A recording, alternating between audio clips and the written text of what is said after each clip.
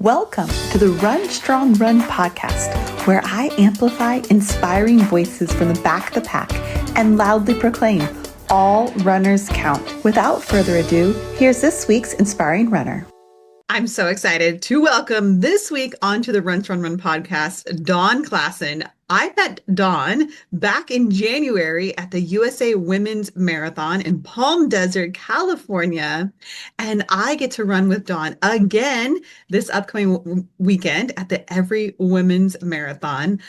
Dawn really was a lifesaver at the USA Women's Marathon because it was basically like her and I, like the whole time until she zoomed past me towards the end. But I can't wait for her to tell her story. So without further ado, Dawn, welcome to the podcast. Thank you so much for having me, Steph. So let's first start with what got you into running? How long have you been a runner for? Not very long, actually. It's only about 3 years. Didn't even really want anything to do with sports, let alone running. I wasn't athletic at all growing up. And then I hit surgical menopause in my early 40s and figured that I needed something to manage weight and mental health. So started running 3 years ago, completely fell in love with it, got addicted, and just wanted to keep running more and more. Yeah. So when we ran together for the USA Women's Marathon, that was your first marathon, right? Yes, my first ever marathon. So what made you want to, like you weren't a runner, you started running. What made you want to tackle that 26.2 miles? It just seemed like a good idea at the time. Once you run a bunch of 5Ks, you want to move up to 10K. And then I wanted to do the half marathon. And once I conquered that, I figured I may as well try for the full and fell in love with that distance, to be honest. How many marathons have you now done? Well, virtually I did one, and this would be my third in person. So technically three, but four if you count the virtual. Okay, so you did the USA Women's Marathon, but before that you had done a virtual marathon. Is that I correct? did, yes. Yes, I did the virtual on Long Beach marathon. I tried to get in person, but they sold out, so I did the virtual. Which I think that's so much harder, so much more difficult mentally, because basically Yeah. you're running a marathon on your own, which I've never done that before. Yeah, it wasn't the easiest thing. I did do a lot of it on my treadmill, I think, which was even more difficult. But I did have my children encouraging me there as much as possible. It was a mental game for sure. Yeah, so you're a strong mother runner, obviously a strong mind to be able to do a virtual marathon. Remind us, how old are your kids? Oh my goodness. My oldest is 23. He's a police officer, so I'm very proud. I have a 19-year-old, other boys. I have a 17-year-old girl and an 8-year-old little boy. That's amazing. Now, if I remember correctly, to one of your children, maybe it's the youngest one, maybe has some special needs too. Is that correct? He does. He has severe ADHD and some autism going on. So he's a little bit challenging, but I wouldn't have it any other way. And the running helps me cope. Absolutely. And I think that is key to know for especially as mother runners. Like we balance more so than any other person. We have so many things we're balancing: our home life, our life as mom, as wife. If we work from home as a stay-at-home mom, that's a very difficult life and job if we work outside of the home. But you're right, that running is a way that we can cope through it. So how have you found picking up running, long distance running, marathon training? How have you seen it impact your life? Oh my goodness. Well, it's just made me stronger, not only physically, but mentally. There's nothing that you can't do. Once you run a marathon, you realize that, hey, that's really hard. And if you can do that, then really, what can't you do? That, as you just said, that just gave me chills. I think that needs to be said one more time because it's so true. Once you run a marathon, that is no easy feat. Even if you're running your very first 5K, 3.1 miles, it is not easy to be a No, long distance runner. But once you do that, once you cross that finish line, which I know, Dawn, you have experienced this, you become addicted because it's just this euphoria. But I don't want to also to make it sound it's an easy thing, 'cause it's certainly not. So let's no, talk about either your first virtual marathon or your time with me at the USA Women's Marathon in January. Talk about yeah. those kind of difficult moments, whether it was in training or in race day. Right. I think the USA Women's Marathon, we'll talk about that. That was where I met you, and that was my first ever full marathon. I was having so much fun with you. There were some challenges, some safety issues that we had. I'm not sure if you want to discuss those, but I did have an injury, an IT band flare up right around mile 20. So I did find myself hobbling, more running or more walking than running rather to get those extra 6 miles in. But I did finish it. So to me, it doesn't matter if you're taking 6 hours to run a marathon or whatever your pace is. As long as you're crossing that finish line, you're a marathon runner. That's right. All runners count, as I like to say. Yeah. So what's your go-to mantra? Because I know for myself, that's what I always encourage runners to have ready in those tough moments, especially mile 20, those later miles get really difficult. So what's your go-to mantra? I don't really have one. I just lie to myself. I lie to myself constantly. Okay, well, it's not really 6 miles. It's another 2 5Ks left to go. So I break it down into smaller distances to kind of trick my mind into thinking I'm not running as far as I am. And that tends to work for me. Ooh, okay. I like that. Because I Yeah. really think of a smaller chunk once I get to mile 23.1. I'm like, okay, we have a 5K left. How many times have you run a 5K? So many times. It's just a 5K. Or even, I Okay. guess, at mile 20, you're like, okay, it's a 10K. You got a 10K left. But I like Yeah. that maybe three, I've only got 3 miles. But actually, I would say two, I kind of do something similar because I'll tell runners, focus on the mile you're in. Right. Think about how many miles you have left, but just focus on this current mile. Yeah. If you don't think about it, it's a video. Mhm. Mhm. Sure. So I have a feeling, Dawn, that this upcoming weekend for the Every Women's Marathon is going to be a very different experience than we had at the USA Women's Marathon in Palm Desert. For those people who don't know, it was a very small marathon. Some of it was out of their control because it was supposed to happen like the week prior or 2 weeks prior, but there was that bad fire in Southern California that kind of put a Yeah. damper in their plans. So they had to postpone the race weekend. So a lot of people weren't able to come who were supposed to. But we were pretty alone there in the back of the pack. So what would you say to that person who's concerned about being in the back of the pack? To me, that's where all the fun happens. The back of the pack, I think you can relax more. You can have a great time. I had so much fun with you. I wouldn't have had it any other way. I think that us back of the packers, party pace people, we're out there a long time. So you have to have fun. You have to enjoy yourself. It's 5, 6 hours is a long time. Absolutely. Yeah. So you did the USA Women's Marathon and you've done another in-person one. Which one was it? Okay, so that is the mountains to beach, and that's my favorite so far. I'm absolutely in love with that marathon. So it's mostly downhill, and you start on the top of a mountain in Ohio, and you run down to the beach. So you have the beach and the mountains. So it's gorgeous. Oh, and do you remember how much elevation loss you had in that marathon? I'm not sure, a couple thousand. I mean, it's not as steep as say something like Revel, but it's definitely up there. Wow. And so how did you do for that race? What was your finish time? Did good. I got 5:23. Again, I was on track to get a sub 5, and I was so excited. I could have, but I do have that IT band issue, and this time it went out, started bothering me at mile 13. I slowed my pace a bit. By mile 22 or 23, it was gone. So I kind of limped my way to the finish line and had some pain after for quite some time. But again, I finished it, got my medal, and 5:23. I'm going to complain about that time. No, absolutely not. Well, congratulations to you. And what month was Mountains to Beach? I believe that one was in, I want to say April, late Okay. April. Yeah. I have not run that one, so now hearing you talk so highly about it, sounds like I'm gonna have to put that one on my bucket list. It's absolutely beautiful. And the course support was phenomenal. That's good too. Yeah. I feel like I just have so many questions to ask you, and I feel like my mind is just going all over the place. But let's talk about what have you been doing since then? How has marathon training been going for you for every women's marathon? Wonderful. I've been right on track. I do use an app, my training app. It's AI, so I do modify it because you know your body better than any app. So there are times where I need to shorten my run, maybe slow down my pace to avoid injury and burnout. my training, my longest training run was 21 miles 3 weeks ago. Did that, no problem. Feel like I'm ready to go for this weekend. So super excited. Which training app are you using? I'm using Runna.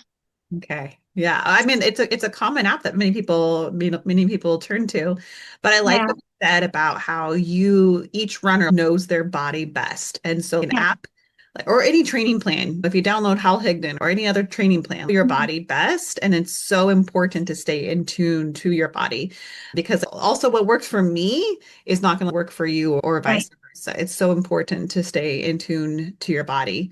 How has it been for you when life happens, right? Something happens with your kids or your husband or your own body. How have you navigated that with your training?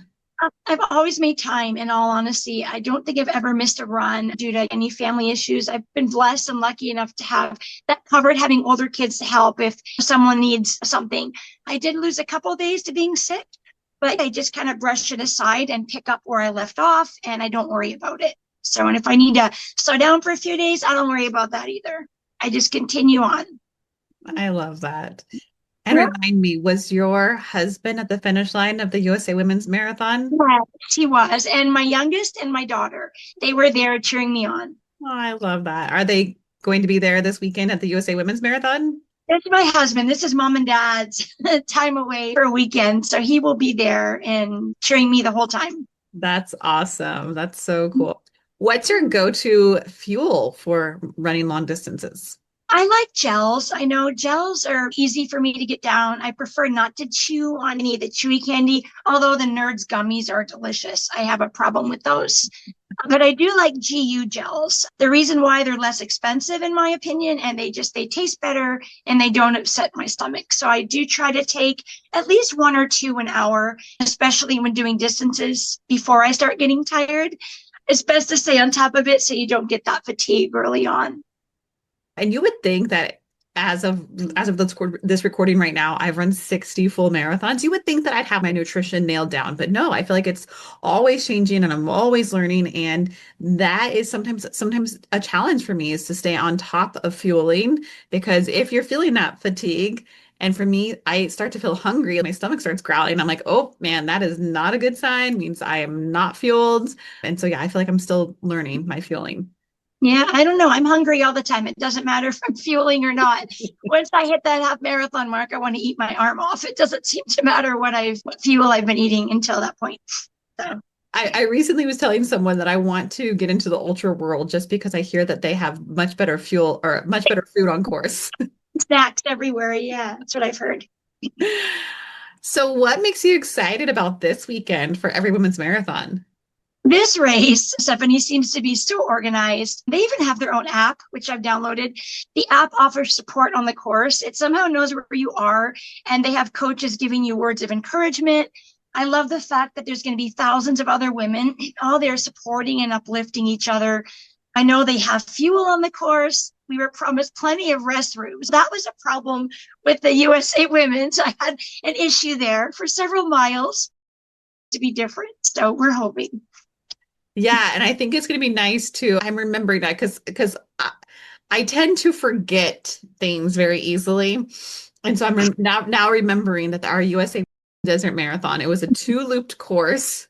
And Yeah. we went out and back starting line and then out and back the same time, same course. And that second out and back was very desolate because at least the first time we had half marathoners with us. Second time we were pretty much on our own. And I remember that there was one on the 5 or something. You don't hit it up second out. You have to wait till you're coming back and now remembering that. Yeah, I ran 3 miles trying to hold my bladder, and it was not a pleasant experience at all. So, Yeah. yeah. I think this weekend will be nice. It's not a two-looped course, and I do think there's going to be more restrooms and aid out on course. I agree with you. I think being surrounded by thousands and thousands of women in 26.2 miles, when in all reality, I mean, how many years was it? Years ago, is that about the same time frame? We're told they can't run a marathon or else their uterus would fall out. Not that long ago that women entered the long, and I know that Catherine Switzer. I hope to get to meet her and shake her hand and thank her for being a pioneer of the world of marathoning. And I don't know, did you get to watch the documentary that Team Milk put together for I the Every Women's did. I Marathon? did. I was all over that. I was happy to watch it, and I learned quite a bit. I'm so inspired by Catherine and so many other strong women that were in that documentary. So I am excited to meet her Yeah. this week. And I signed up to run with Team for All Mothers Plus because I think again, just being a mom and being a marathoner, like that is so unique and special and something that I'm so proud of. And I know that not all women or all moms get the same opportunities that I am fortunate to have. It takes a village, right? It's not easy to marathon train as a mom. And so I'm so proud to be partnered with Team for All Mothers Plus to bring awareness to the motherhood disadvantage that some women experience. And so I think that women should be able to be advanced in their careers. Women should be able to participate in marathons and long distance running, to be able to go after what they're passionate and light their soul on fire, whether they have children or whether they do not have children. So I'm so happy to be part of Team for All Mothers Plus. I wonder, I know in that documentary we saw a woman pushing a stroller. So will we see moms out there pushing a stroller for a Oh, marathon? yeah. That blows my mind. It's I so have never run a crazy. marathon pushing a stroller. I couldn't imagine. I couldn't. No, But I guess for me too, as a back of the pack runner, 6 hours, I can imagine my child sitting in a stroller for 6 hours. I wouldn't sit for 6 minutes. I know for myself now, when I take the girls out in the stroller, my children are 4 and 6. They'll say, "Mommy, I want to run," and so then it becomes like a run until they find something to pick up, and then I'm stopping, and then it's in and out of the stroller. But it's so fun. I love that I get to share this with my children. I'm sure you can testify to this too. How has this impacted your children? What do they think about you as a marathon mama?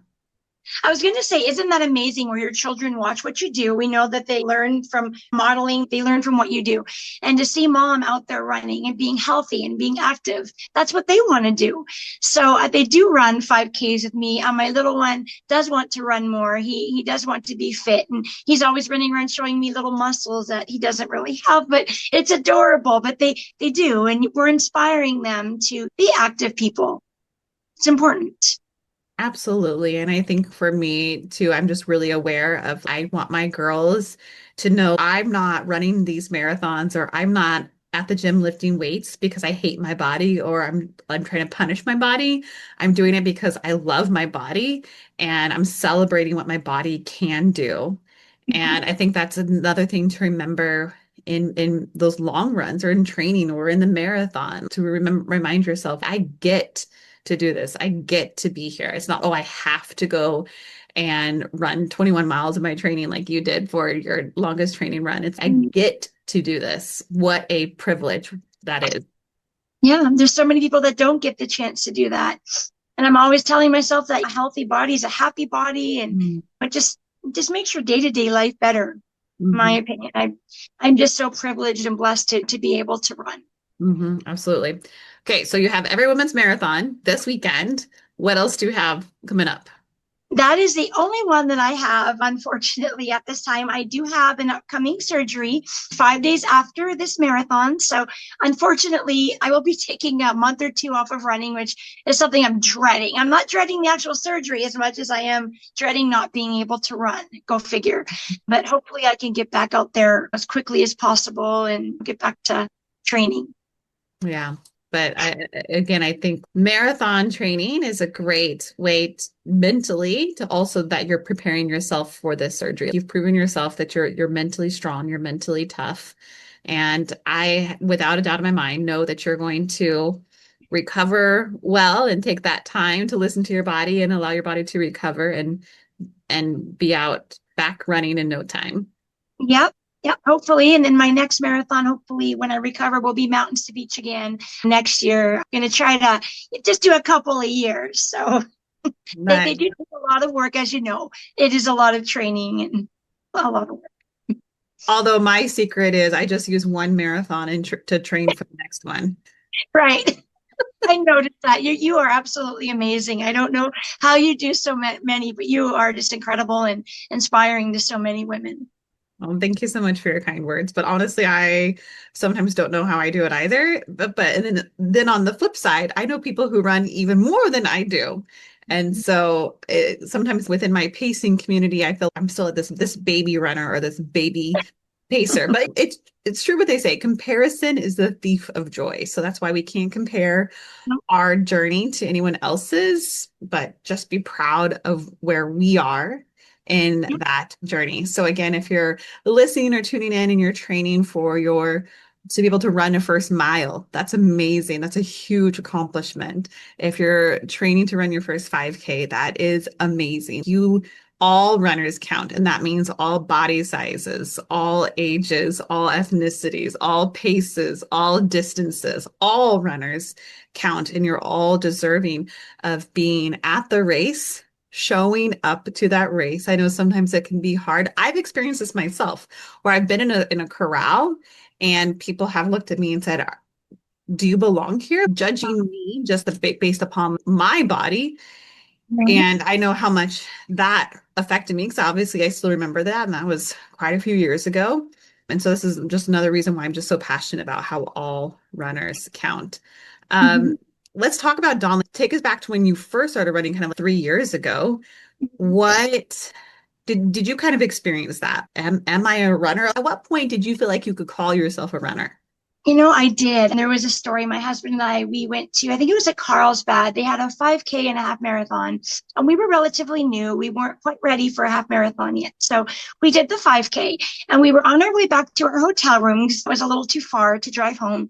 And a couple of other runners with bibs looked us up and down and saw that we had 5K bibs on and they had half marathon bibs. And I caught the rolling of her eyes. And she looked at me, oh, yeah, congratulations, and kind of made me feel terrible. Maybe I didn't belong there because I didn't do the distance that she did. My husband and I talk about it. We talked about it afterwards and just determined that you're the only one that you're competing against, just you against yourself. And the Mhm. opinion of others doesn't matter. You just do you, and all paces are going to be celebrated. All distances should be celebrated. Someone running their first 5K, like you mentioned, that's going to be just as big of a deal as someone running a much further distance for the first time. Yeah, yeah, absolutely. I agree Yeah. with you. And I'm so sorry that that happened to you. And I think sometimes it's hard because often for races, there's multiple distances offered.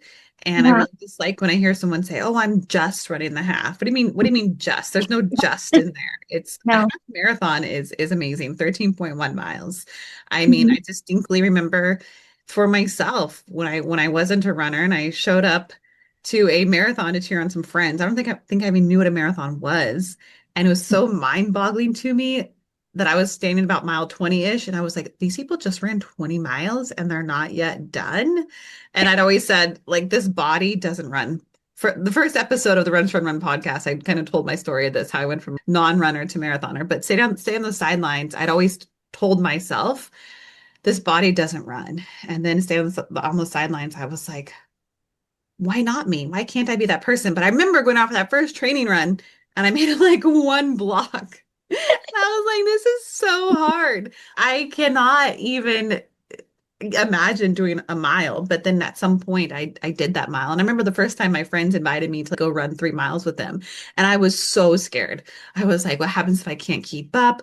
What happens? I had just all these fears and these unknowns. And I think that's one that's very common, especially if you're new to the world of running. And I think that's common when you're showing up to the starting line of your first distance, whether that's the 5K, the 10K, the half marathon, the marathon. Do you kind of remember those feelings of sitting on the sideline of your first race or first marathon? I do. My first 5K, I remember barely being able to walk afterwards. My legs were so sore after I ran 3 miles. I think it was the first time I actually ran without stopping for 3 miles. Before then, I would just train for that 5K and do some walk, run, and I wanted to see if I could do it. I think it was like 42 or 43 minutes.